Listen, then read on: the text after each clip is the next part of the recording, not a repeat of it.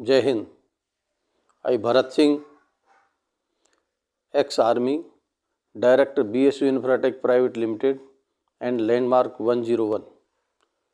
आज हम आपको एक ऐसी जानकारी देना चाहते हैं जिसका कि होम बायर्स बहुत दिनों से इंतज़ार कर रहे थे।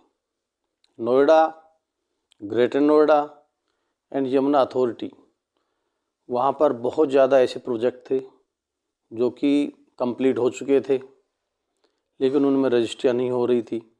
बहुत से प्रोजेक्ट ऐसे थे जो कंप्लीट हो चुके हैं, उनमें रह भी रहे हैं, लेकिन उनकी रजिस्ट्रियाँ नहीं हो रही थी। इसका जो सबसे बड़ा नुकसान था वो होम बायर्स को था। अभी ministry of housing and urban development द्वारा एक कमेटी गठित की गई थी, जो कि श्री अमिताभ कांत जी द्वारा गठित थी। उसकी कुछ एक सिफारिशें थी। वो सिफारिशें होम बायर्स के लिए भी बहुत ही उपयोगी है और प्रोजेक्ट में बिल्डर्स के लिए भी।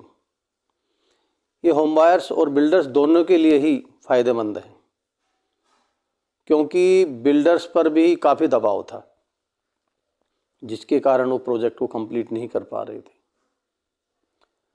श्रीकांत कमेटी जो हुई है, अमिताभ कांत कमेटी, उसमें ये सिफारिश थी कि जो बिल्डर्स थे उन पर कोरोना काल के दौरान भी इंटरेस्ट लगाया जा रहा था। इस कमेटी की जो सिफारिश थी उसमें था कि अप्रैल 2020 से 31 मार्च 2022 तक इसको जीरो पीरियड घोषित किया गया, जिसमें कि बिल्डरों को इंटरेस्ट से फ्री रखा गया। इसकी वजह से ये हुआ कि बिल्डर्स ने जो पेमेंट या जो इंटरेस्ट अथॉरिटी को पे करना था, वो इस अमाउंट को अपने बकाया धन में अथॉरिटी को पे कर देंगे। इसका फ़ायदा ये होगा कि होम बायर्स जो हैं उनके प्रोजेक्ट लटके हुए थे। अब इस कमेटी की जो सिफारिश थी यूपी गवर्नमेंट के पास गई। पिछले सप्ताह ही यूपी गवर्नमेंट ने इन सिफारिशों को अप्रूव कर दिया। शायद कुछ दिन में ही ये जो कार्रवाई है सकारात्मक रूप से शुरू हो जाएगी। इससे सबसे बड़ा फ़ायदा होम बायर्स को होगा।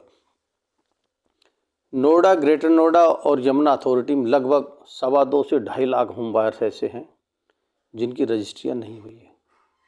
इसमें ज़्यादातर तो वो होम बायर्स हैं जिनके प्रोजेक्ट जो हैं अभी लटके हुए हैं।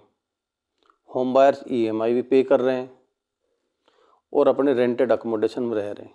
उन पर दोहरी मार पड़ रही है कि वो किराए के मकान में भी रह रहे हैं और बैंक की EMI भी पे कर रहे हैं।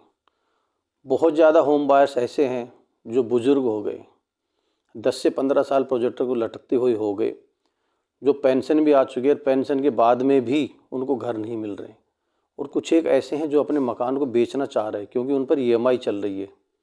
बिना रजिस्ट्री के बैंक उनमें लोन नहीं कर रहे हैं और सेल्फ फंडिंग की वजह से जो प्रोजेक्ट हैं वो 65-70% जो उनकी हकीकत वैल्यू उस पर बिक रहे हैं, जिससे होम बायर्स को बहुत लॉस है। अब ये रजिस्ट्री की कार्रवाई जैसे शुरू हो जाएगी, इसमें जो मकानों में रहने वाले उनको तो फ़ायदा होगा ही होगा। जो लोग मजबूरीवश अपने मकान को बेच रहे हैं और अभी औने पौने दाम में बेच रहे थे, उनको भी फ़ायदा होगा। रजिस्ट्री की वजह से सभी बैंक फाइनेंस करने लग जाएंगे। होम बायर्स के लिए ये होगा कि ज़्यादातर दिल्ली, नोएडा, गुड़गांव में सर्विस क्लास के लोग हैं जो कि हाउस लोन पर ज़्यादा डिपेंड है।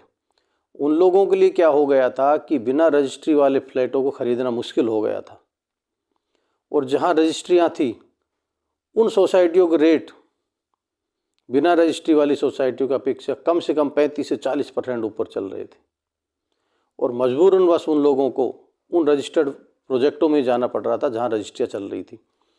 जैसे ही रजिस्ट्री का काम शुरू हो जाएगा, अगर 2 से 2.5 लाख फ्लैटों की रजिस्ट्रियाँ हो जाएंगी, तो जो home buyers needy home buyers हैं और जिनकी पहुंच से सोसाइटियों के जो मकान थे निकल चुके थे, अब लगभग 35-40 लाख से लेकर के 70-80 लाख के बजट के जो लोग घूम रहे थे, जो मकान नहीं खरीद पा रहे थे, शायद अब उनके बजट के घर भी आ जाएंगे। क्योंकि बहुत ज़्यादा प्रोजेक्ट ऐसे हैं जो 40-50 लाख से 70-80 लाख के बजट के हैं, लेकिन रजिस्ट्री की वजह से उनमें खरीद फरोख्त लगभग बंद हो चुकी थी। अभी यूपी गवर्नमेंट की जो सकारात्मक और होम बायर्स के प्रति जो अप्रूवल आया है वो काबिल तारीफ़ है। हमारी इसके आगे जो सूचना आएगी वो हम अपने वीडियो में शेयर करेंगे, क्योंकि अभी तो ये यूपी गवर्नमेंट द्वारा अप्रूवल मिली है। Noida authority, greater Noida authority को जो भी आगे सूचना आएगी किन किन प्रोजेक्टों में रजिस्ट्री होगी, हम अपने अगले वीडियो में आपको शेयर करेंगे। जय हिंद।